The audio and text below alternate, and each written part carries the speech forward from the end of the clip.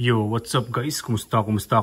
So meron tayo ditong bagong collection ng mga isopods. Ito guys ang tinatawag na Armadillo officinalis Spain o ang tinatawag na Spanish pillbugs. Ang gas na lalaki nila guys. Sakit lang, baka makatakas sila eh. Dito natin sila i-release guys. Para walang makatakas. Mukhang excited silang lumabas. Ayun guys oh, nagsilabasan na agad sila. Napaka lalaking mga isopods itong mga to. Para mga giant isopods eh. Kuha tayo ng isa guys. Malaki guys ano. Tangke no. Laki. Yung mga nahulog na pahiga. Nahihirapang bumangon no. Para sila nagsisit up. Itong dalawang to parang nagsisit up. Papalaki ng abs. Mas okay ata guys. Ganitong setup ano. Wala lang substrate. Kasi mas kitang kita sila eh. Mas litang nilitaw eh. Naobserbahan talaga eh. Oh. Lalaki nila guys. Yan, nagsilabasan na sila lahat. Etong dalawa, nagsisit up pa rin guys. Nag-exercise. Tulungan natin, kawawa naman. Basa itong enclosure guys kasi nililisan ko eh. Lumang enclosure ito. Ayan. Ayan guys, ang ating Spanish pillbugs. Okay, may napansin ako sa loob na parang malilit na puti. Ayan guys oh. Oh, may mga anak na sila guys. Hindi naman sila mukhang springtails eh no. Mukha silang maliit na isopods eh. Hindi sila springtails. Pero sabi ng nagbigay guys eh may kasama ng springtails tong culture na ito. Para sa mga wala pang springtails na mag-alaga ng isopods eh. Meron ng panimula na colony ng springtails. Shoutout sa Critters and Saplings. Siya ang nagbigay sa atin ng mga bago nating isopods. Siya ang nagregalo. So paki-follow niyo guys sa Facebook ang Critters and Saplings. Bago-bago pa lang pero mukhang goods na goods siya. Nakuikutan talaga ako sa mga mga nagsisit ups eh. Eto nabasa ko sa internet. Etong mga to daw nag-hiss ng konti. Sila ang tinatawag na hissing isopods. Pero wala pa naman ako naririnig. Siguro sobrang hina Saktong-sakto. May bigay sa atin ng Pets Coco Friend. Ayan guys. Lahat to galing kay Pets Coco Friend. Pakicheck sa Facebook guys. Buksan natin ng saktuhan lang. Guys, tamang chill lang tayo dito. At ayun nga. Ikikilid ko muna sila. Ang kamay na natin guys.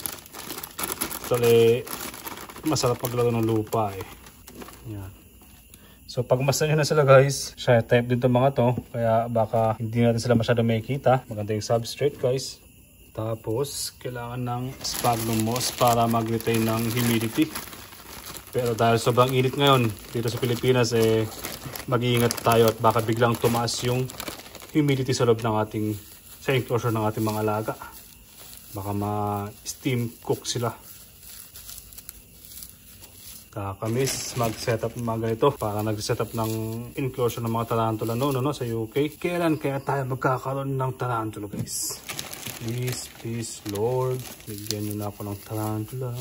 Dry yung sphagnum moss, kaya babasahin natin yan. Walang problema yan guys.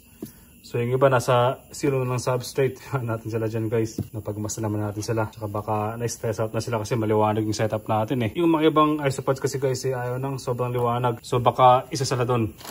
Tapos ito naman yung coco chips. Siyempre mas magaan to kasi coconut chips lang naman to eh. Mas magaan siya. So ito ng coconut chips ang lalagay ko guys. Para may mga taguan tong ating mga isopods. Ganyan lang guys. Nandyan pa rin yung mga maliliit na isopods. So goods na goods sila. Pwede na silang mag-join sa kanilang isopods family. Armadillo officinalis Spain. Yan, lahat ng sphagnum moss dito ilagay natin para walang maiwan. Etong substrate na ginamit natin, saktong moist lang. Walang lumalabas sa tubig kapag pinipiga. Pero parang maramdaman mo yung pagka-moist niya. So, sakto lang siguro yun guys. Pero gusto kong maglagay ng dry side dito sa setup na ito. So, ito guys. Yung lupa na nakuha ko lang sa paligid-ligid dito. Goods naman yung location guys. Tsaka ito kapag nabasa ito parang lumalagkit ng konti. Pero hindi siya exactly clay. Pero parang papunta na doon. So, halo ko lang dito guys. Yan na sila. Umakit sila. Mukhang ayaw din nila ng natatabunan. So, goods yun para maobserbahan natin sila kasi i-display din ka ng sarili. Dapat pala hindi ko muna nilagay yung isopods medyo magulo yung setupan natin ngayon. Ito talaga na-miss ko setup ng mga ito. Magkamay ng mga lupa. Dahan-dahan na ng pag-mix natin. Baka mapano yung maliliit na mga isopods. Ayan guys. So itong side na to ang unahin nating gawing moist. Ganyan lang guys.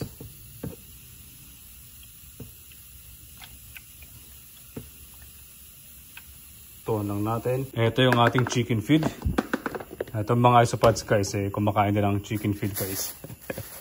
Pero mas okay din yung nabubulok ng mga gulay-gulay tsaka prutas, ano. Pero kasi kapag yung matatamis na prutas na nabubulok, kapag dito may lalagay guys, dito sa Pilipinas ay nilalanggam eh. Yan. Kailangan nila ng calcium para sa exoskeleton nila para manatiling matibay. Magulo ang aking setup, kaya dahan-dahan lang tayo sa pagmekos-mekos. Carrots ang ilagay natin kasi ito hindi nilalanggam. Tingnan lang natin. Diyan, yung isang kalahati dito. Astig talaga kapag clear na clear yung enclosure no? Talagang naobserbahan natin sila. Eto, may mga nag-explore na dito sa medyo dry na side.